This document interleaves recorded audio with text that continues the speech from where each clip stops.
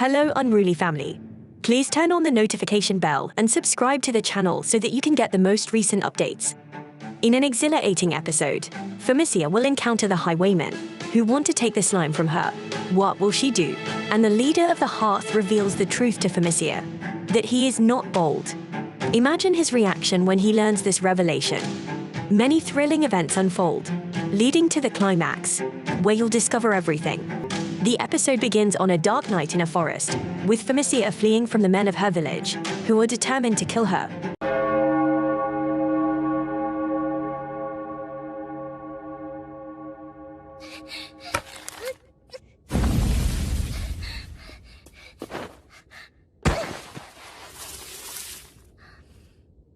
They see her as a potential disaster because she lacks stars in her magical abilities. The villagers believe that those without stars shouldn't exist in their world. Famicia continues running through the forest until sunrise, where she stops at a particular spot marked with symbols on a tree. Famicia opens a hidden door in the forest floor, revealing a small underground space filled with bags. These bags were given to her by a witch possessing magical powers that allow anyone to store items of any size in them.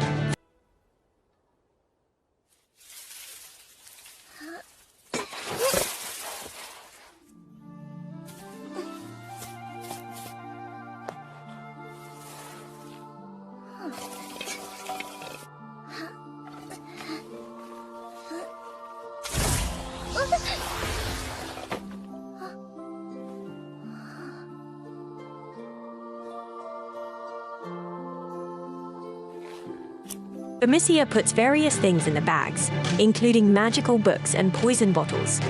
She wears the bags and sets off to escape, haunted by the memories of being an unwanted child and rejected by the village.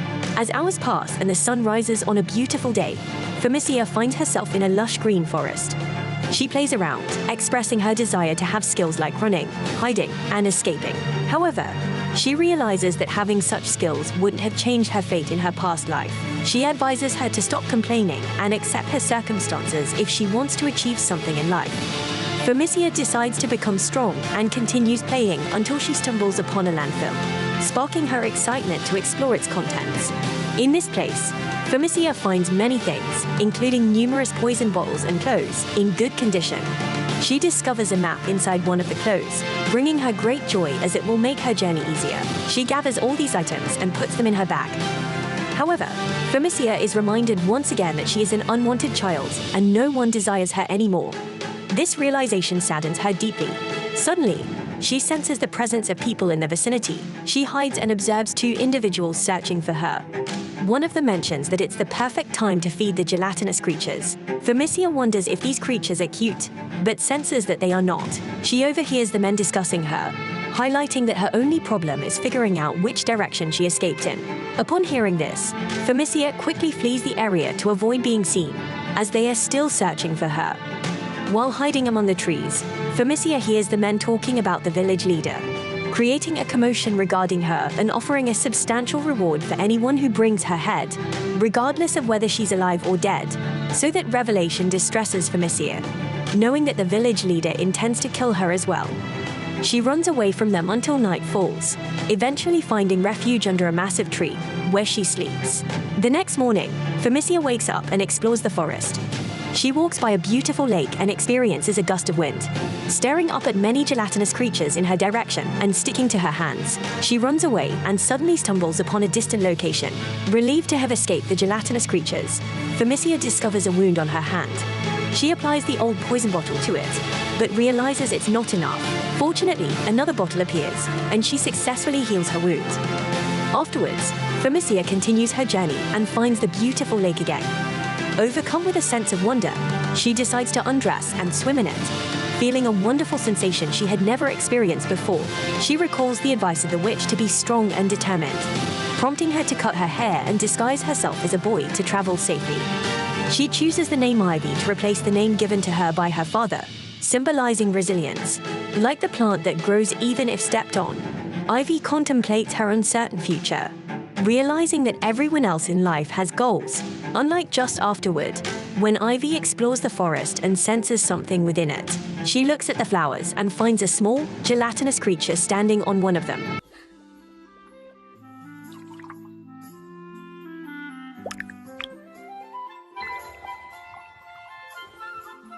Now that's cute.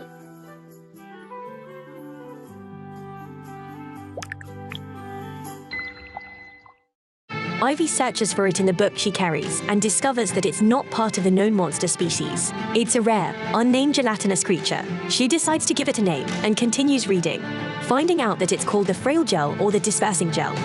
Ivy understands that it is indeed weak, just like her, but she doesn't want to label it as weak. She decides to observe it with a different name. As the wind blows, the gelatinous creature floats with it. Due to its extreme weakness, it eventually falls on its back. Unable to get up, Ivy realizes that it is exceptionally fragile, and the book confirms that it might disappear with a simple touch or vanish if a strong storm blows away the concern for the frail gel. Ivy rushes to rescue it, fearing that strong winds might make it vanish. She manages to save it before it perishes. As the sun sets, Ivy talks to the frail gal, expressing her frustration about the unfairness of life. She explains the system in their village, where people receive their skills at the age of 5, and the number of stars determines the skill strength. Ivy reveals her own skill, having received a skill called monster taming with no stars. She shares her inability to even tame small animals due to the lack of stars, and when everyone discovered her starless skill, their attitudes towards her changed, including her parents. Ivy sadly recounts the loss of her home, family, and everything she once had, but she finds solace in the fact that she still possesses memories of her past life. She mentions that she's a human reborn in a different world and carries memories that, unfortunately, are not useful in her current situation. Sometimes these memories whisper things she can't comprehend in her ear. Then Ivy falls silent for a moment and tells him that another person treated her kindly and that she is a sorceress. The sorceress gave her many different books and taught her various things. She gave her that old magical bag, but its performance is not of the same quality. She can contain many things, and everything inside becomes lighter, so it is very useful for her as it helped her survive in this forest. Then she adds tearfully that the sorceress recently passed away, leaving her alone in this world. No one looks at her, and the people in the village try to kill her, despite her not doing anything and being unable to do anything. All of this is because she was born without stars. She doesn't know that not having stars is considered so bad to the extent that people want to harm her. She then tells the little slime that he is like her, born to disappear within a day. This world is unfair, and Ivy continues to share a lot with the little slime as she listens without anger. She is very happy to have met him, considering him her first and last friend, and wanting him to stay with her until the end. Ivy goes to sleep until morning, waking up and looking in front of her to talk to the slime, but he's not there. She searches for him, hearing something might have happened to him, and tears stream down her face as she searches, thinking he might be dead. Now she is alone again, just like before, and Ivy cries a lot about it. Then she heads towards her bag to take out the map, planning to follow the sorceress's advice to go to the royal capital. When she takes out the map, she feels something inside, and to her joy, it's the little slime. Ivy is overjoyed to see him and realizes that what she read about disappearing in a day was a lie. She takes him under a tree and looks in the book for instructions on how to tame monsters. She discovers that to tame any monster, she must transfer a small amount of magical energy to the monster first. If the monster accepts it, a mark appears on its face, indicating success. Ivy is afraid to do this because she is a tamer without stars. However, she gathers her strength and tames the little slime. Ivy uses her power to successfully tame him and names him Sora. Slime is very happy playing with her, and Ivy, at this moment, tells him her name. Several days later, we see Ivy in the forest, attempting to hunt a small mouse. She succeeds in catching it and proceeds to slaughter it, taking it with her in her bag to cook its meat. Ivy then opens her map and examines it as she is trying to reach a town near the capital of this kingdom, as the sorceress instructed her. The sorceress told her that she should go there, and then told Ciel about her origin in the village of Latomi. She also pointed out the location of the royal capital, which is not on the map. It is on the other side of her village, so she first heads to her hometown to reach the capital. At this time, strong winds arise that would have blown away the slime, but Ivy manages to hold on to it. At the last moment, Ivy talks to Sora, saying that he needs to grow up so that he doesn't remain so lightweight, as he is a rare slime and she doesn't want to lose him. While speaking with Sora, she senses something approaching, takes Sora, and runs away to escape a monster. Ivy hides above a tree, discovering a massive swarm of giant ants, a type of ferocious monster.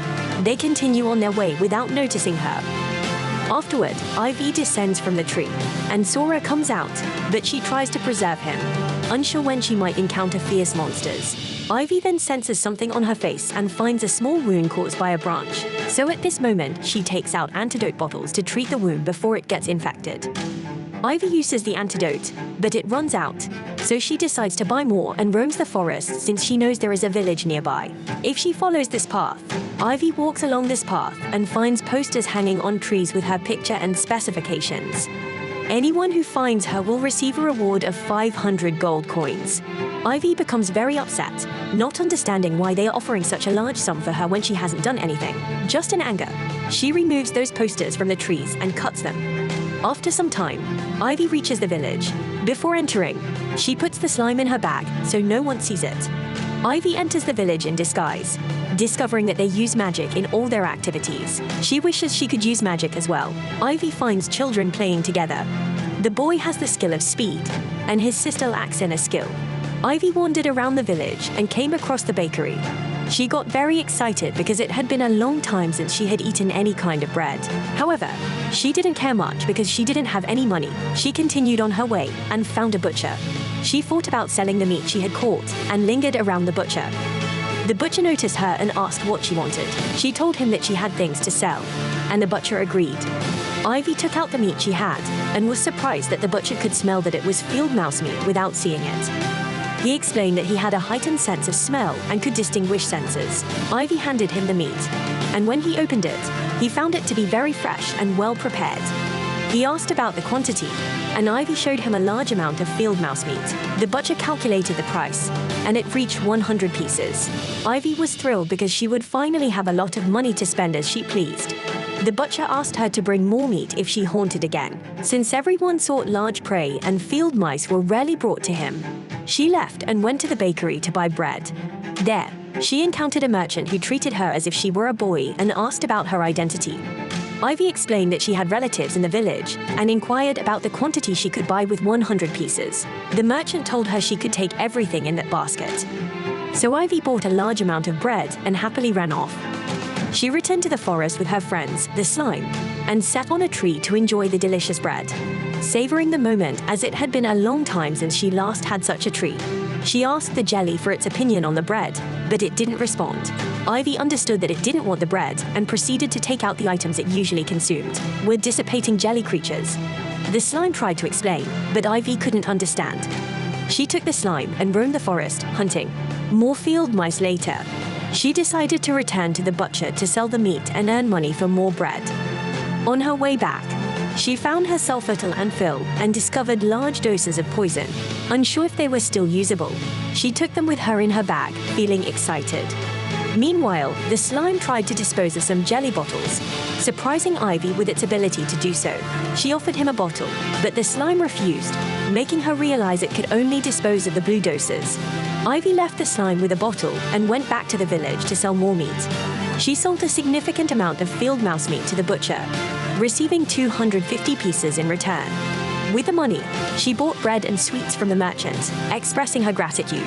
Ivy returned to her spot, went to the lake for a swim, and asked the slime if it wanted to join, but it declined, fearing it might drift away. Ivy comforted the jelly, then took out the poison bottles for it to consume. She also got a piece of bread for herself and happily ate it, appreciating the kindness of the villagers and hoping she could stay there forever. So the next day, Ivy wanders around the village and encounters many adventurers. One of them approaches her and starts talking to her about what they want. As Ivy looks at him, she realizes that he's the person she's been searching for. However, he doesn't recognize her because she is disguised as a boy. Another adventurer asks her about the magical bags she carries, making Ivy very afraid. She runs away from them, thankful that they didn't recognize her as familiar, and continues running until the butcher stops her. The butcher asked Ivy if she had caught any field mice. Ivy informs him that she didn't catch anything that day. The butcher tells her that some adventurers have passed through the village and bought all his dried meat, claiming they need it for their journey. He ran out of stock and asked Ivy to bring him more mice. Ivy agrees, and the butcher mentions that he'll raise the buying price for her. Ivy thanks him and hurries to the bakery. Ivy, get to the bakery. The baker asks Ivy if she wants bread for the day. Ivy declines, but the baker insists on giving her a piece of her favorite loaf for free. She asks Ivy to wait and eat it fresh without paying, as she'll have to eat it eventually. Ivy hesitates as she doesn't have money, but the baker insists she can pay later. Ivy thanks her, but upon seeing her reflection in the baker's eyes, she hastily leaves to avoid being recognized. At sunset, Ivy sits on her usual tree, crying and talking about the kind people in the village.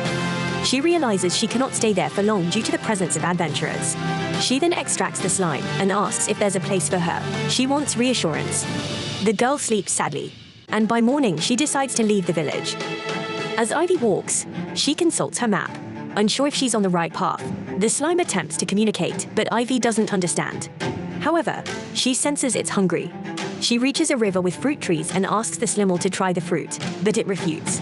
Ivy insists that if it doesn't learn to eat everything, it won't grow. Suddenly, the tree changes color, and a large monster emerges, attacking Ivy. She runs away, injured, searching for antidotes, but can't find any. The slime stands on her wound, and Ivy doesn't know what it's doing. Part 2 of our story begins when Famicia was reminiscing about her past, or when someone was narrating her past while her father sat outside the house trimming a piece of wood.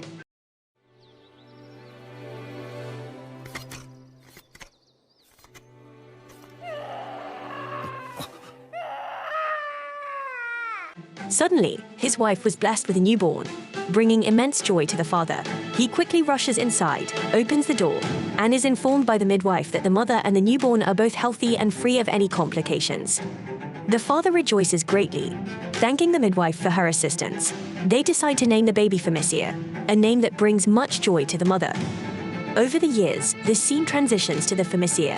Growing up, we see her running around the house, calling her brother, who has a meal prepared by her. The family, including the father, sits together to eat, and even their dog joins them. Famicia, in her haste, drinks her water quickly, leading her brother to advise her to chew her food more carefully.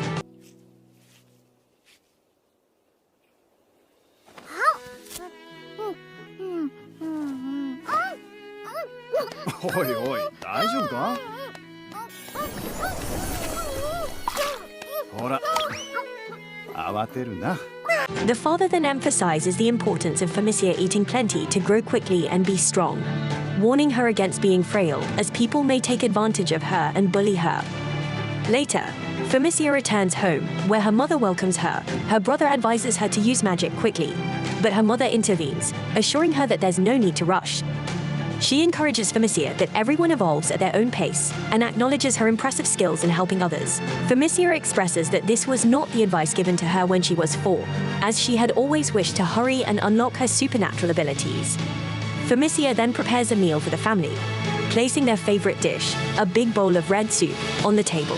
The father delightedly credits Famicia, who possesses the soothing skill of contributing to the preparation, and promises that it will alleviate his fatigue quickly. The family enjoys the meal together, portraying a wonderful picture of collaboration, joy, and shared smiles. Later in the evening, everyone was busy with their individual tasks, yet they all gathered in one place. As the father updated them about the house, he mentioned that some final touches needed to be completed by the end of the month. Referring to their new home, we then see Famicia handling furniture and beautiful wooden pieces, while her mother, skilled in sewing, works on a bridal dress for her brother, who is a shoemaker.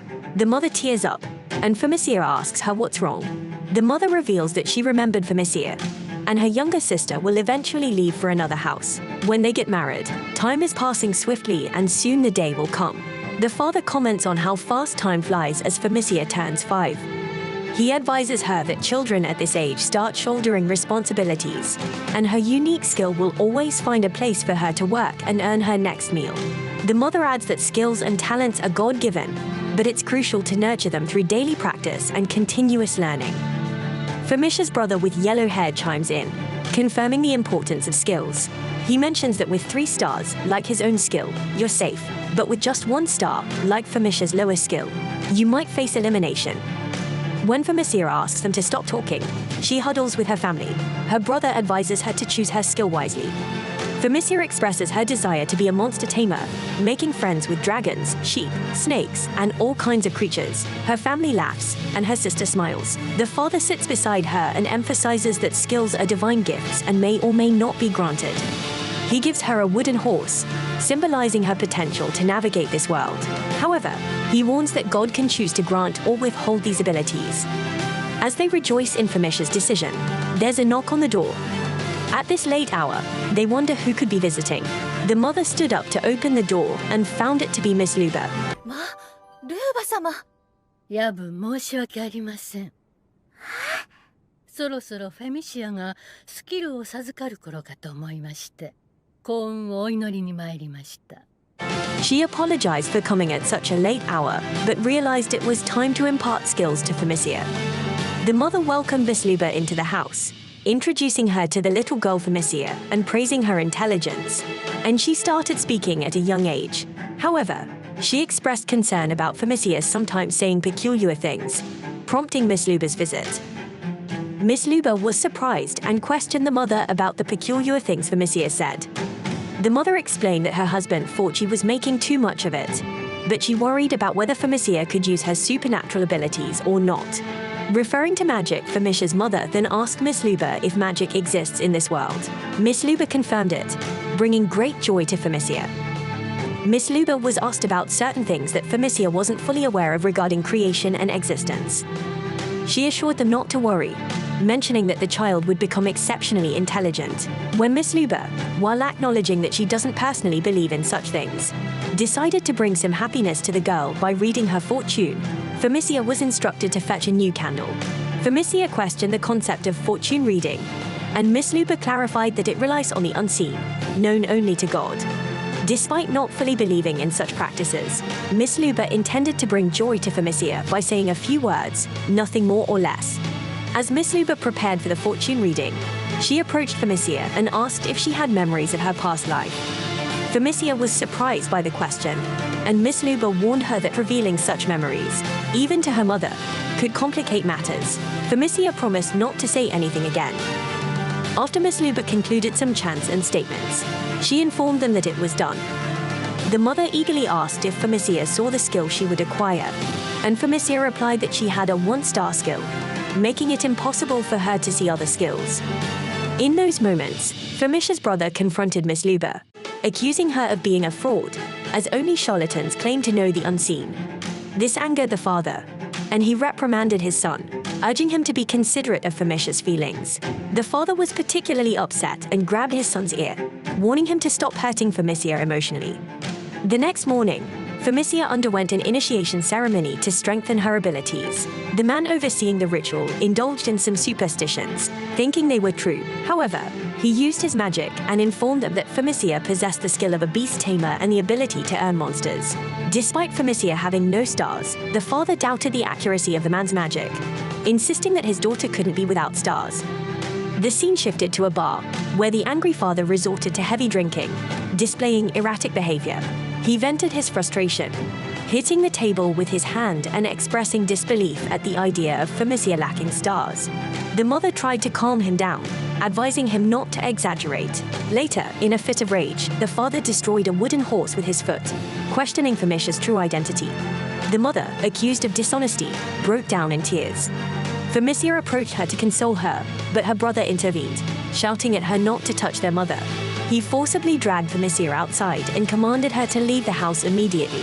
Heartbroken, Famicia ran out of the house while the family discussed the implications of a child without stars, considering it a disastrous omen. The man who performed the ritual warned him of impending disasters, and Famicia overheard the conversation from a distance. She fled. Some children threw stones at her, taunting her as someone without stars.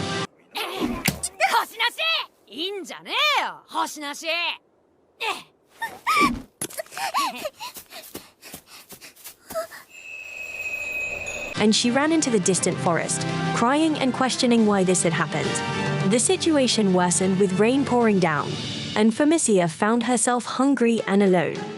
Unable to return to the house, she gazed at it from afar. The circumstances took a turn for the worse as Famicia faced hunger and isolation with no refuge or insight. Then Famicia finds some fruits and eats them. Afterwards, she seeks refuge in a small cave from the intense rain, but the cold is too harsh. She breaks some sticks and twigs, then lights a fire to warm herself. She uses her strength twice until she loses consciousness. When she wakes up, She finds an old lady and Miss Luba beside her. Suddenly, Miss Luba appears and eschews Famicia about her well-being. Miss Luba explains that Famicia seems to have less magical energy than most people and warns her that depleting her magical energy could endanger her life. Miss Luba offers Famicia a warm drink, which she eagerly consumes. Feeling much better, Miss Luba mentions that Famicia has limited magical energy and provides her with a magical bag and a book. The bag appears old, but can hold many things, and anything placed inside becomes small in the bag, and the book contains valuable knowledge that will be useful to Famicia. Famicia is astonished when Miss Luba talks about a journey, but Miss Luba explains that Famicia should explore neighboring towns and expand her horizons. Miss Luba advises Famicia not to force herself to continue traveling if she finds a place she wants to stay permanently. However, she should look for trustworthy people and be open with them about everything. Famicia wonders why Miss Luba is kind to her. Despite being without stars, Miss Luba laughs and says that she doesn't hate her, reassuring Famicia that everything hidden eventually comes to light. Famicia asks if Miss Luba hates her, and Miss Luba responds, "Why would I hate you? Everyone hates me as if I were without stars." Miss Luba informs Famicia that in ancient times, nobody possessed skills or stars. People lived happily without skills, and not having a skill was not a bad thing. Famicia becomes sad and questions why things have changed now. Miss Luba admits she doesn't know and wonders about the reason herself. The scene shifts 3 years later, and Famicia is scavenging through debris looking for anything useful. She starts collecting pieces of wood to kindle fires when needed. Suddenly, she discovers a blue potion, and after taking it, she becomes very happy. She had a fruitful day, collecting a substantial load. As Famicia sits by the river enjoying her meal, she wonders why Miss Luba hasn't visited recently. Concerned, she goes to the village and finds a large gathering in front of the church. Inside, she hears people talking about losing someone dear to them due to the cold. Famicia realizes it's Miss Luba and is shocked by the news. Later, Famicia overhears her father telling the village elder that she wasn't in the shelter and must have sensed their presence and fled. The village elder insists that they must act against this. An individual without stars shouldn't be allowed to stay in their world. Famicia is horrified, imagining the earth splitting open, and she envisions her family regretting her existence, wishing she was never born. From the other side, the village chief gathers all the residents and informs them that Miss Luba is crucial for their village. He attributes her death to a curse, stating that Miss Luba warned her about Famicia, the stollis and ostracized girl. The curse Miss Luba received was due to ignoring the warning about Famicia, who is now condemned and shunned by everyone. The village chief declares Famicia a disaster and a threat to the village. He urges the villagers to find her, stating that she must be captured and that they will kill her before she brings catastrophe to their village. Latomi村に災いが訪れる前に。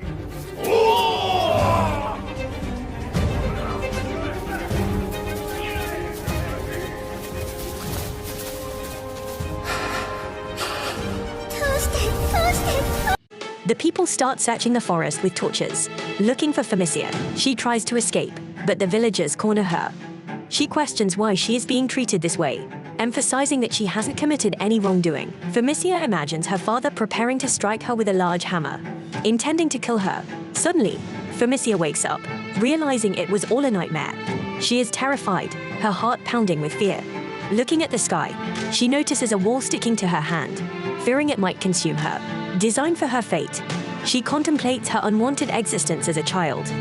In the morning, Sora attempts to wake her, and she realizes her wound has completely healed. Sora, who now can speak, utters unruly anime, making Famicia ecstatic that he can speak now. She thanks Sora for healing her and expresses gratitude for him. Despite being an unwanted child, Famicia decides to live a bit longer as she feels content when she's with Sora. He realizes that it's morning and tries to wake up Famicia, who indeed wakes up and notices that Sora seems unusually energetic this morning. They both start having breakfast, with Sora consuming glass bottles and Famicia eating a berry. Suddenly, Famicia observes that Sora has grown slightly taller and can now jump higher. She is amazed that he has learned all these new abilities. She grabs him, lifts him up, and notices that his texture has become more solid.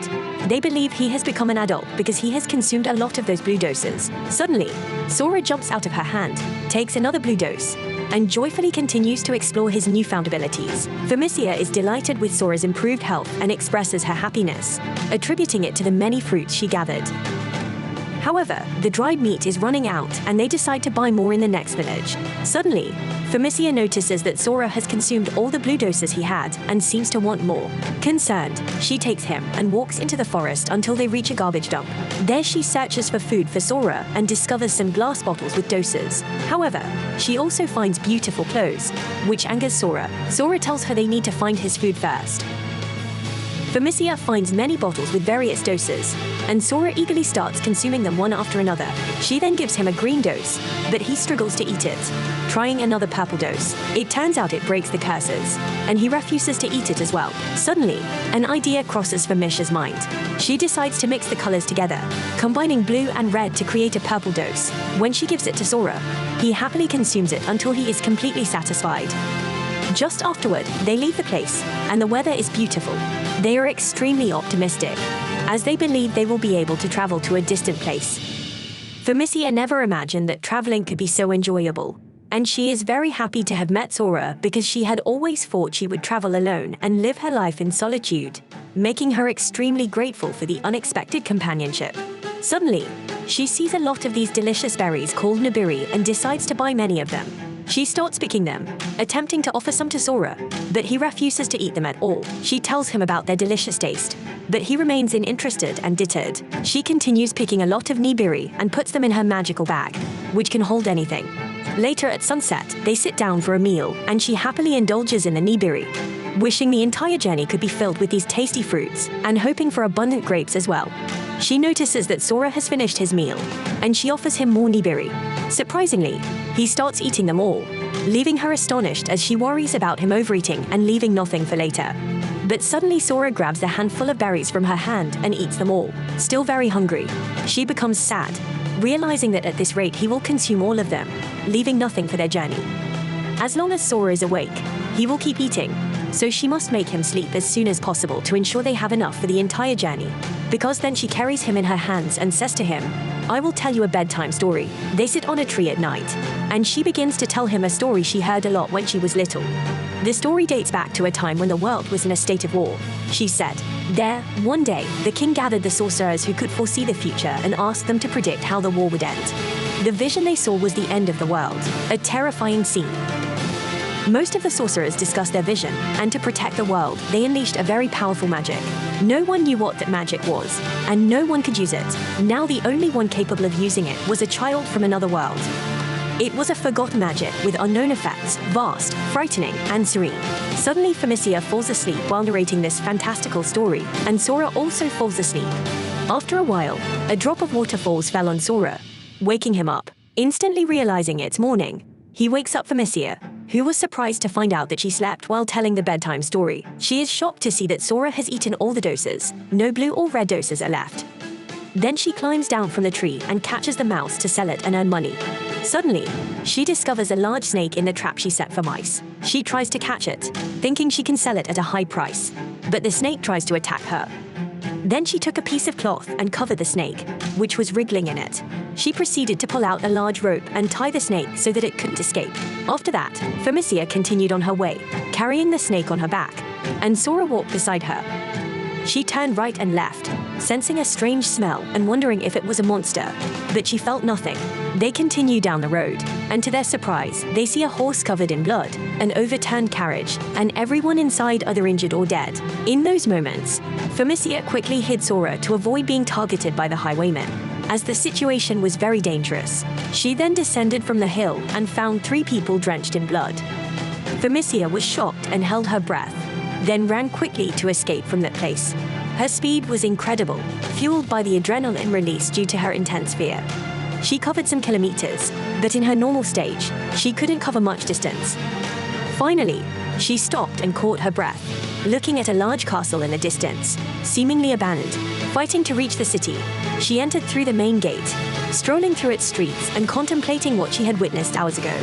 Famicia wanted to inform someone about the incident. At that moment, she entered a building and greeted the people there. The secretary asked her about the thing she was carrying on her shoulder, and Famicia explained that she had intended to trap a rat, but caught a snake instead. The one-eyed man then told her that if she wanted to sell a snake, she should go to a pharmacy, not the town hall. Famicia thanked them for the information, then informed them that on her way here she discovered some brutally murdered individuals. The method of killing was extremely gruesome. This revelation shocked everyone. The secretary urged her to come closer and provide more details. Famicia approached and explained that it happened on the road from the village of Latoto. A carriage was burning, and people were attacked by some monsters. No one survived the assault. The strong man was astonished and exclaimed, "Monsters? Did you say monsters?" He approached Famicia with intense scrutiny and questioned her, expressing disbelief. She confirmed the presence of monsters, pointing out the brutal wounds on the bodies and the fact that the horses were dead, not stolen, indicating it wasn't the work of highwaymen. The man acknowledged her intelligence, stating that if her account was accurate, the village might be under attack. He called out to everyone, emphasizing the seriousness of the situation.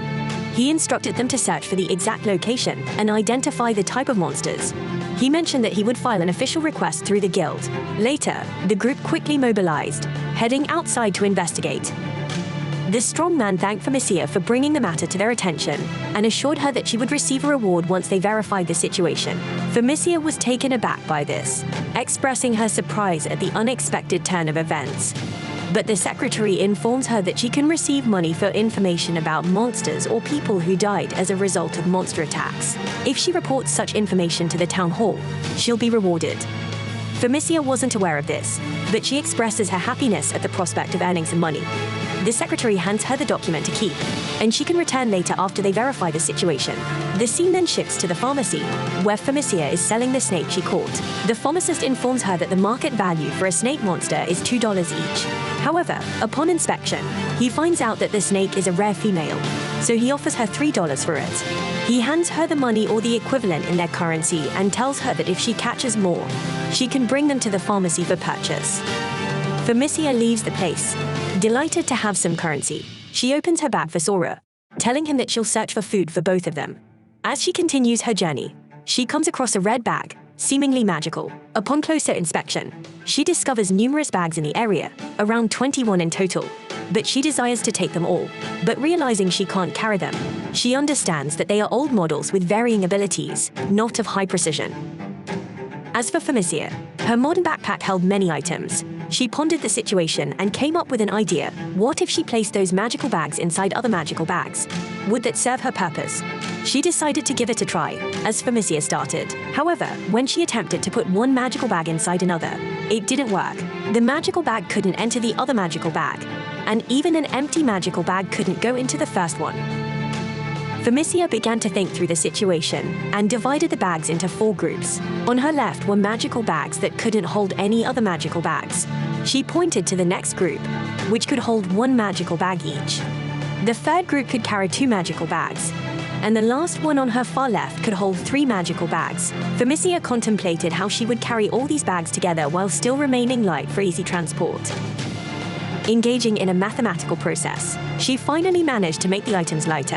However, she needed to find a bag that could carry 3 magical bags and another that could carry just 1. After numerous attempts and calculations, Famicia eventually solved the problem, but it took a considerable amount of effort. Famicia is very happy because she managed to collect the bags together. Then she apologizes and says, "Come on, let's go and collect the doses." The slime is very excited about it. After that, we see her walking down the road, smiling. However, she is surprised to see a group of people, so she tries to hide from them because they are a group of adventurers. Suddenly, one of the adventurers she spoke to before talks to her and tells her that the information she provided us some time ago actually saved them. They were able to verify it immediately because the culprit were the monsters Gillen and the King of Golan. They managed to do that because they saw traces of Golan around the damaged carriage. When the adventurers followed the traces, they found the King of Galan, and some powerful adventurers are about to set off to hunt them. He warns her that it is dangerous and advises her not to leave the village unless the adventurers can defeat the monsters. He also tells her that he will receive a financial reward for cooperating with them. After that, Ivy goes to collect rewards, and the girl tells her that she deserves to be proud of what she did. She treats her as if she were a boy, not a girl, and asks her if she has the previous document. After that, she starts searching for it in all the bags she's carrying. Eventually, she finds it and gives it to the employee. The employee gives her rewards, which are a silver plate. It's worth 5 gidal. Ivy is astonished by this and mentions that the snake monster was worth 3 gidal, equivalent to 30 farah. Then this time it's 5 gidals, which is 50 farah. She gets very excited, and the employee continues to state that for information about reporting a high-level monster, the reward is 2 gold pieces, which she happily realizes is equivalent to 10 guides or 200 farah in total. She earned the value of capturing 280 farah field mice that day. As the employee warns her about the large sum and advises her to be careful not to lose it, Ivy takes the money and goes. But before leaving, the employee tells her to take all the bags she had thrown on the ground. Later, we see Ivy walking in the street, expressing that it's the first time she has obtained such a large amount of money. She wonders if everyone is targeting these gold pieces. In the evening, a group of adventurers prepares to hunt monsters, and we see Ivy sitting near them, eating and feeding her slime companion, Sora. She tells Sora that the forest is very dangerous due to monster hunting, so they'll sleep here tonight. She looks at the map and decides they may have to stay in this town until the monster hunting is over. The next destination is the village of Latomi, and she expresses excitement about it, saying the journey is full of adventures. Finally, she lies down on her back and says she enjoys being with Sora a lot before falling asleep. Today's episode starts with Famicia and her friend Sora, both clearly saddened by the failure of the trap. Once again, Famicia wonders if someone stepped on it, realizing they won't be able to earn any money at this rate. However, she remembers the monetary reward she received from Laden Village. She opens her bag and says we should be fine for a while, but if this journey continues, I want to save for the future. Suddenly, Sora distances himself and runs off. Famicia follows him, and he enters the trees. As Famicia follows Sora, she sees a wounded wolf and feels a weak magical energy towards it. She consults her book to identify the creature, realizing it's an extremely fierce and rare beast. She moves towards the wolf, and the wolf looks at her, frightening Famicia because it's still alive. She realizes it's very tired and will die soon. She places her hands on its head, reassuring it that she'll stay by its side. Suddenly, Sora leaps up, grows in size, and lands on the wolf, beginning to tend to its wounds. After finishing, he returns to his normal size, and Famicia holds him. Suddenly, the wolf stands before her and approaches, playing with her. Famicia expresses that, according to the book, such a monster requires a team of at least 5 highly ranked adventurers to defeat it, and facing it alone in the forest would be fatal. As the wolf looks at her, Famicia grows very fond of it, placing her hands on it and playing with it. The scene shifts to Famicia, Sora, and the wolf. On their way to Latom village, Famicia talks to herself, wondering if she's gained a new friend and now wishing she had greater magical energy to tame him. She tells the wolf he needs a name, and after thinking a little, she names him Shield, meaning sky. She introduces herself and introduces him to Sora, the slime. On their way, Famicia feels people nearby, telling Sora to hide in her magical bag. She looks at Ciel and tells him he can't fit in the bag, and it wouldn't be good for people to see him. Suddenly, Ciel hides among the trees. The scene shifts to Famicia standing in front of the palace, looking at the guard, and saying he looks scary. Suddenly, a man approaches from behind, asking her what she's doing. She tells him she's not doing anything, and he leaves. As we see Sora trembling with fear in those moments, the man with a backpack approaches. The guard asks him who he is and what he intends to do in Laram village, which flusters the man. He tells the guard that he's here to visit a friend for the first time. The guard asks for his friend's name, causing more confusion for the man who stammers. This is Ciel. The guard, noticing the man's discomfort, becomes angrier and grabs him, pressing him against the wall. He draws his sword and cuts open the man's bag, revealing some items falling out, stones, and then he checks the other bag, finding bottles of banned alcohol. It turns out that the man is trafficking drugs. The guard calls for his friend Vellivera to take him to prison. Vellivera approaches and tells the guard that the man might indeed be a criminal, but he should treat him with more courtesy and kindness, as this is not how humans are treated. The man agrees to deal with it later. The guard then takes the man to prison. Famicia is astonished and asks Sora if he could have known about this beforehand, considering his sixth sense. The guard looks at her, appearing very frightening, and fear fills Famicia's heart as she hesitates whether to proceed or return. She speaks to herself, realizing that escaping here wouldn't help. It would only raise suspicions. In that case, she decides to continue crossing. As she moves forward, the guard stops her, asking who she is. He speaks to her as if she were a boy, asking her where he's seen her before. She tells him she's not a boy. The guard looks at her strangely. His appearance is very terrifying, causing Famicia to tremble with fear. He asks her what's wrong. She tells him there's a bug on his shoulder. When he sees it, he becomes flustered and afraid. He thanks her for telling him about it. Then he stops her again, asking which family she belongs to. She tells him she's from Latom village. The guard is surprised, asking if she traveled all that distance alone. He's heard that chaos reigns in Latom village these days, and imagines she must have suffered a lot. He kneels down and assures her that she's now in Latoto village and will be safe. Then he tells her that if she becomes an adventurer, she'll earn a lot of money, so she should work hard. He bids her farewell and lets her go. Finally, Felicia crosses the gate into the beautiful city. She quickly runs to a vendor to buy some meat because she wants wild rabbit meat. The vendor tells her it's expensive because it's hard to catch. Felicia offers to buy it if she manages to catch her prey. The vendor agrees as long as it's fresh, but warns her to be cautious of the dangerous new nose that frequent the forest. She buys some meat and leaves the place, talking to herself about the creature nonoshi and the need to set traps for it since it's present in the city. While they're in the village, they shouldn't sleep in the forest, so perhaps they should rest in the adventurous field. Felicia wanders a bit until she finds the adventurous field, marveling at its beauty and size. Realizing that large villages also have open spaces, she tries to enter but encounters the massive guard, frightening her. The guard asks if she wants to stay here, to which she responds affirmatively, explaining she's alone. He advises her to go to the other side, as it would be safer for her. He gives her something, explaining that it's her permit. Felicia doesn't understand, so he clarifies that she won't be allowed in without showing it. She asked about the cost, and he told her there's no need to pay. They only regulate to prevent potential trouble. Felicia thanks him and enters the field. Feeling extremely tense because of the guard, she spreads her carpet and lies down, feeling very happy. She looks around and sees many large tents, wondering if there are mid-ranked adventurers around, and hoping to find a place far from them. She looks again and sees small tents on the other side, realizing they belong to beginner adventurers. At this point, she wishes she had a tent like theirs, so she wouldn't worry about being noticed as the weather changes. She wishes she could hide in a tent so she could take out her slime friend Sora. Remembering the monetary reward she received previously, she decides to go to the market to buy a new tent. Indeed, she goes down to the market to buy one and reads on a sign that the shop sells used tents at high prices but offers quick evaluations. Felicia considers buying a used tent. At this moment, Felicia is startled by the presence of an adventurer named Ogto in front of her. The adventurer apologizes to her and asks if she's going to buy anything. She responds that she's going to buy a tent, which visibly affects Ogto since she doesn't even have a tent. She actually understands she's from Latom village, known for its many problems, and asks if she was expelled from there. Felicia doesn't answer, so Ogto asks for her name. Speaking to her as if she were a boy, she tells him her name is Ivy. Ogto welcomes Ivy and introduces himself and his friend Vellivera.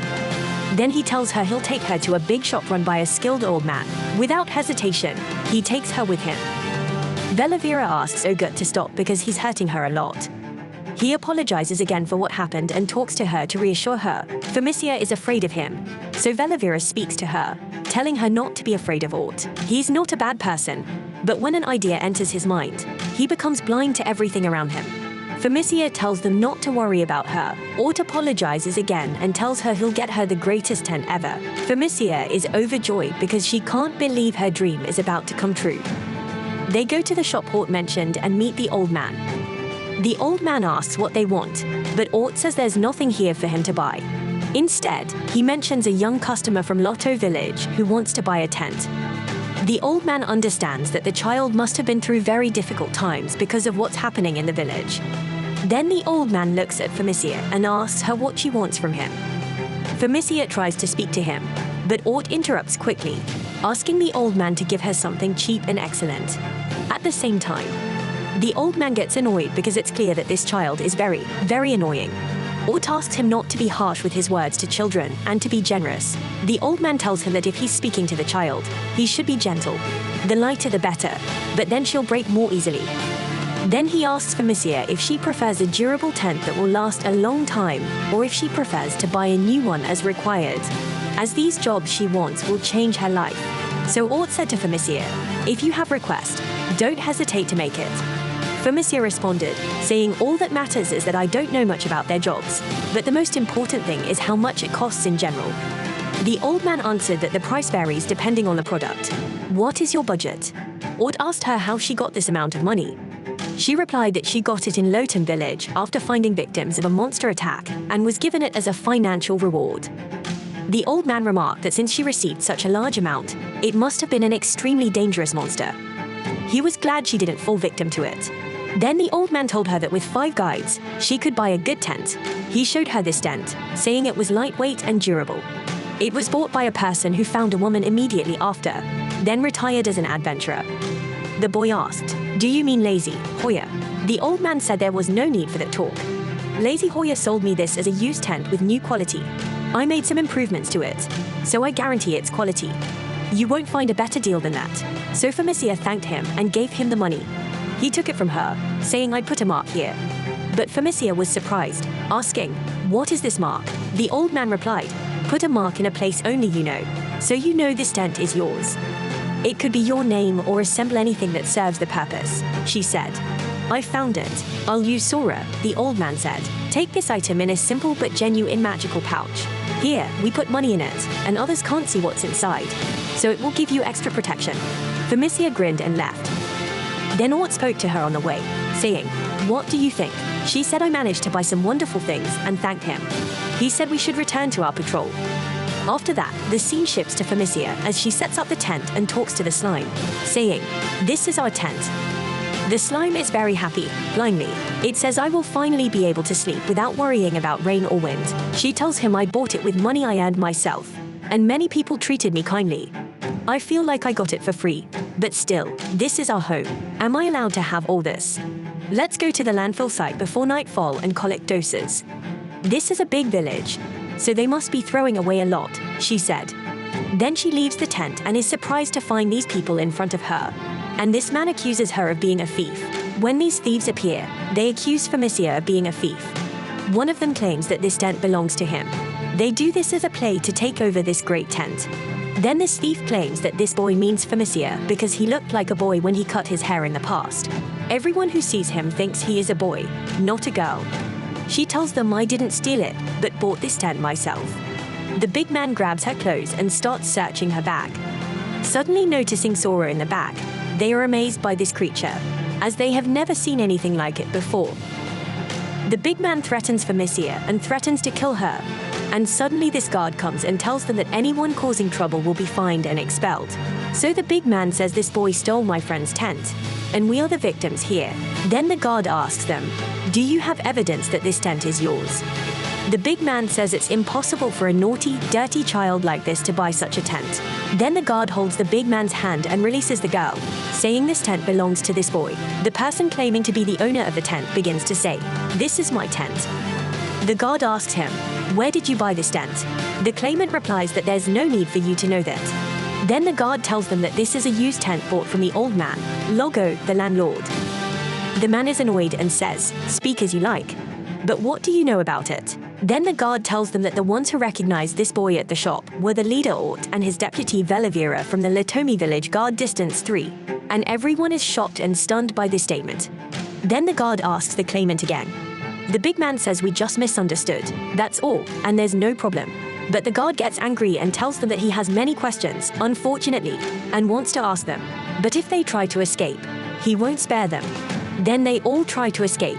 So the guard whistles for his comrades to come to him quickly, and the remaining guards surround them, immobilizing them. Then the guard attacks the thief who claimed the tent belonged to him, knocking him to the ground, and the rest of the guards apprehend the other thieves. However, the big man and the girl try to escape, but some guards pursue them. Afterward, the leader of the guards orders the guards to take the thieves to jail. Then he goes to check on the boy. He thanks him profusely for his assistance and apologizes to him for the terrifying experience he had on his first day in the village. Famicia then thanks him for saving her and asks him how he knew that was her tent.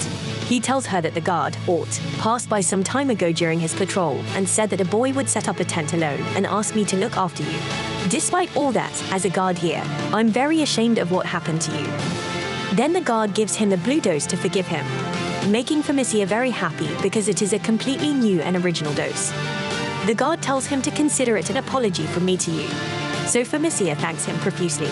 The god informs him that he must go now and investigate these thieves, and if anything happens, he should summon him immediately. In the evening, the girl celebrates with her friend for getting a new tent.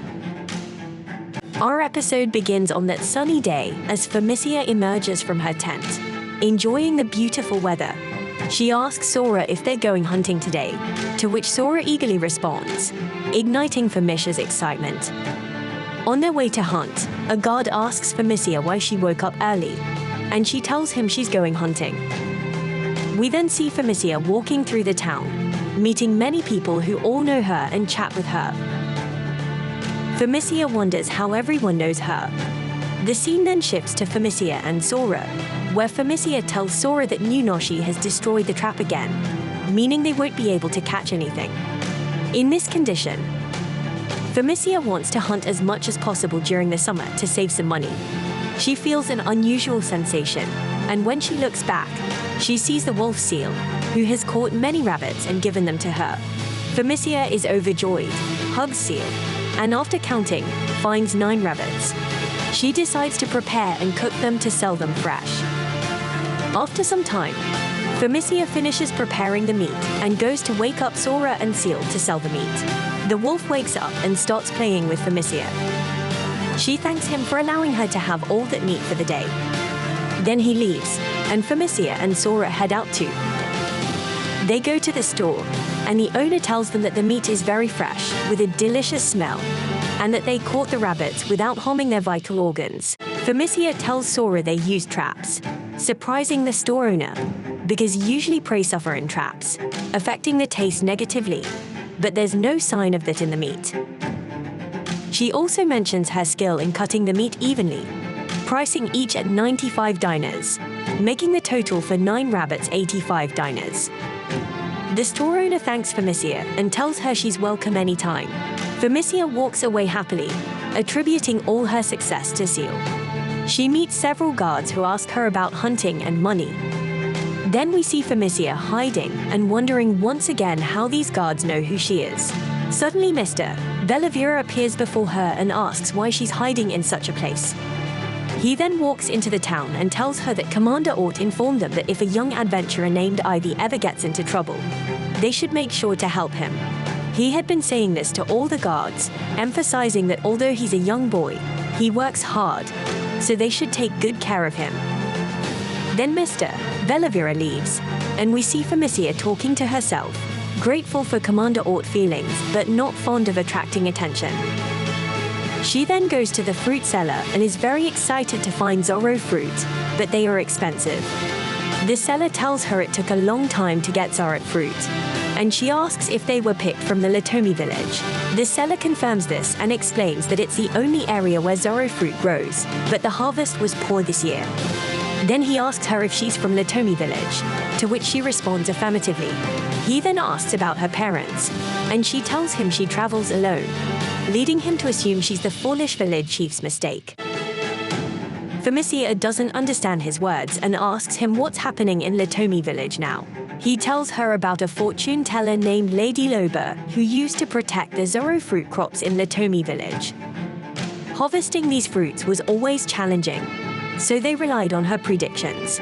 Lady Loba was highly respected by the villagers, but the foolish village chief couldn't tolerate it. When Lady Loba fell, he refused to give her any medicine, and she died. The villagers never expected her to die from a cold at that time of the year. Additionally, the merchant heard that the village chief is trying to blame a child because Lady Loba ignored his warnings and took care of a starless one after losing the fortune teller. Suddenly, the Zoro harvest in Latomi village failed, leading to a financial crisis. The chief attempted to reduce the number of mouths to feed, but some rebelled, taking their families and leaving the village, while others defied the chief and were expelled. Famicia was asked why she fled, and she explained that her parents support the chief, causing trouble for her.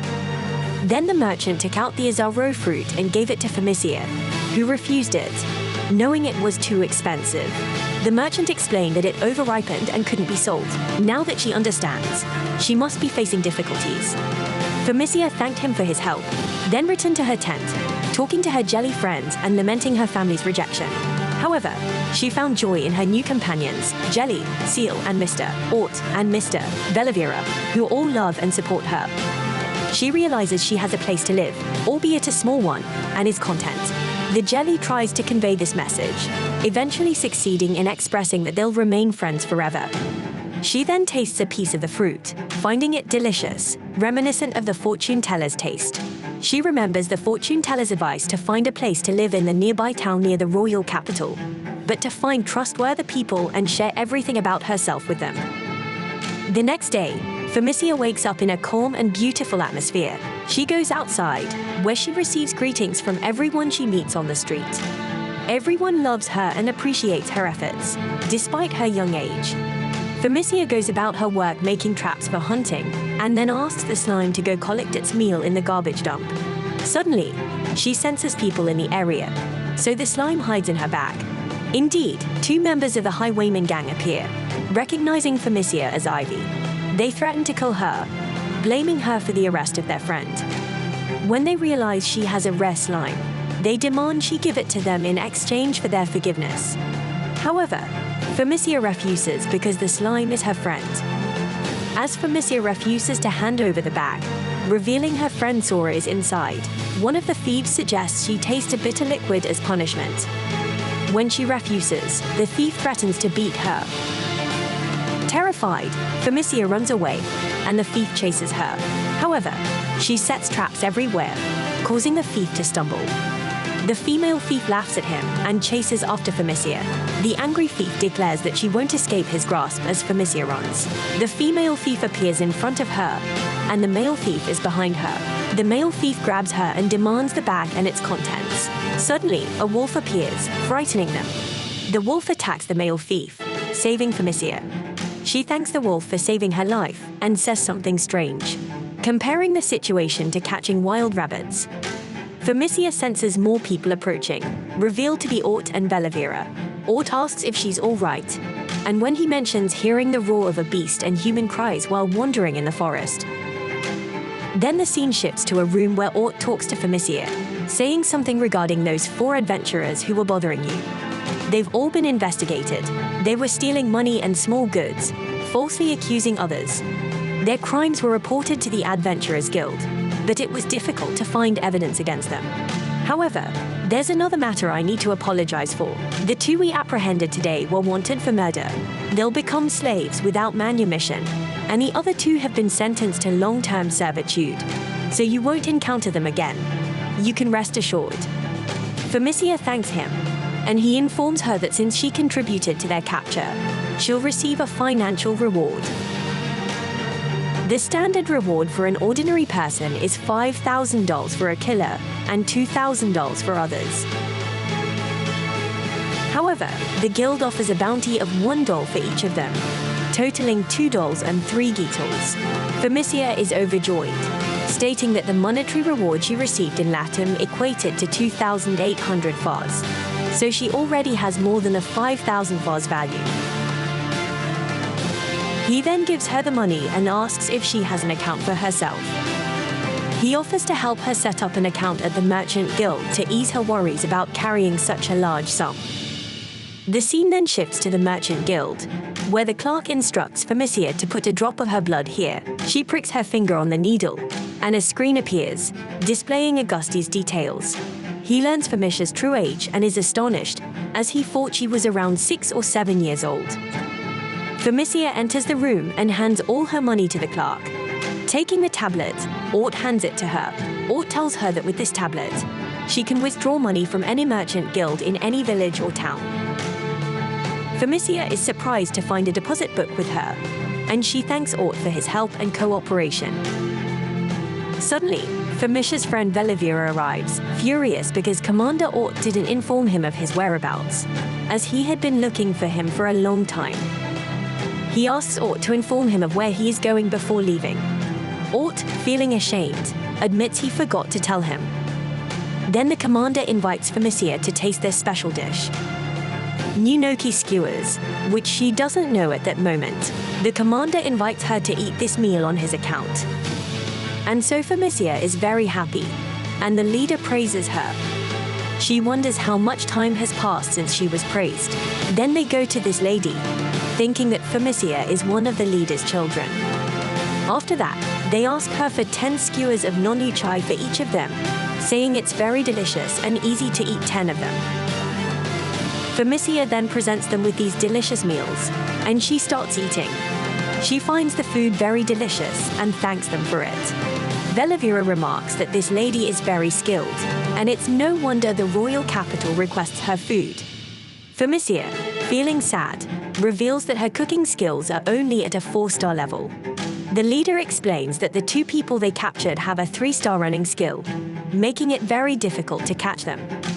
Vellivera suggests that the guards could use more people with running skills, but the leader explains that everyone has suitable combat skills. Then the leader asks Famicia about her skill. Vellivera suggests that if her skill is suitable, she might join the guards in the future, which they find to be a good idea. Famicia then reveals that she's actually a tamer, which delights them, and the leader praises her skill as one that can help many people. The leader asks how many stars her taming skill has, and Famicia becomes very sad. The leader notices this and reassures her, saying they see many people with many stars but without usefulness, like the members of a gang who were literally like that. Vellivera agrees, stating that even with many stars, many failed to use their skills properly and ended up on the wrong path in life. It's their duty to put such people under their control. The leader concludes by saying that there are many deserving people with only 1 star and many who do excellent work with only 1 star. So Famicia, feeling worried, observes them interacting with each other in the evening. She thinks to herself that she doesn't even possess that 1 star. In the morning, Famicia leaves through the village gate and finds the leader and his friend standing there. She informs them that she is leaving because she promised the scouts that she would go to the neighboring town near the royal capital. They are very saddened by her departure. The leader jokingly tells her that if anything bad happens to her, she should only mention his name, and if she says she's Ort's friend, she can go anywhere. Famicia thanks them deeply for everything they've done for her, bids them farewell, and leaves. The leader tells her to return someday, and they'll be waiting for her. Famicia assures him that she will someday. Vellivera informs the leader that both the Adventurers Guild and the Merchants Guild have given Latomi village, the lowest ranking, the same place where that child came from, who is classified as number 1. They ask about the list of people who left the village. The leader explains that he checked all of them, but the child's name was not listed. Most people left the village as whole families, but there was only 1 child, an 8-year-old girl who escaped alone.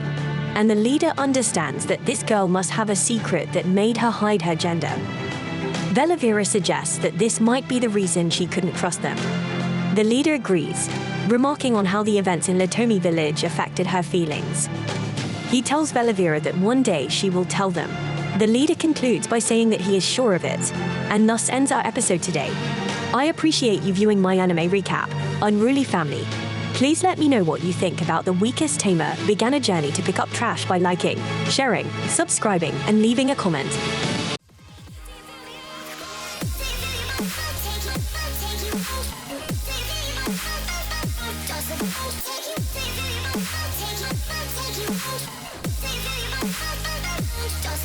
Take you